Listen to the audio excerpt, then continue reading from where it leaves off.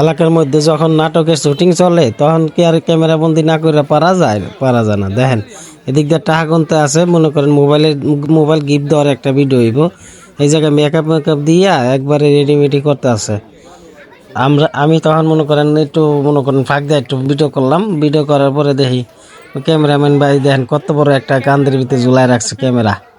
এরকম ক্যামেরা যে কবে কিনতে পারবো আল্লাহ ভালো জানে। দোয়া রাখেন সবাই আমার লাইগা। আর এই যে এদিক দিয়ে রেটিভিটি করতেছে, রেটিভিটি করার পরে মনে করেন ক্যামেরা অ্যাকশন করা হবে।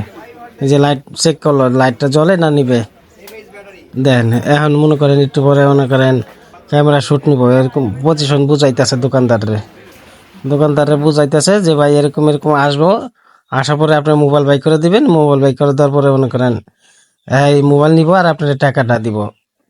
এই যে মোবাইলের শ্যুটটা নিতেছে, মনে করেন একটা প্রেমিকার জন্য মোবাইল দোকানে থেকে মোবাইল কিনে নিয়ে প্রেমিকারে দেওয়ার জন্য মনে করেন নিতেছে শ্যুট। এলাকায় যখন আইসে এইটা যদি আমরা ক্যামেরা বন্দি না করি তাহলে আপনারা দেখবেন কেমনে। দেখেন এই যে নায়ক আয়া বসে, নায়ক সাহেব ক্যামেরা মেকআপ দিয়ে একবার রেডি ফিটি করে দিছে নায়ক সাহেবরে। দেখেন এই যে মোবাইল পছন্দ করতেছে যে কোন মোবাইলটা দিব। ওনারা এই মোবাইল ইয়ের ভিতরে নিয়েছে, ব্যাগে করে নিয়েছে একটা মোবাইল, ওই মোবাইলটাই আবার ওনারে দিব।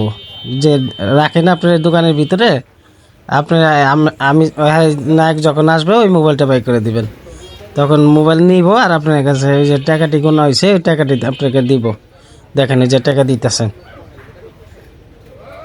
দেওয়ার পরে আপনার ওই যে টাকা কি ওনাকে গয়না দিতে কইতাছে যে গয়না দেন টাকাটা, তবে গোনার শোটটা নিতেছে গোনার। এই যে দেখেন কবে যে লাইনে যাইতে পারবো আল্লাহ ভালো জানে। দোয়া রাখেন।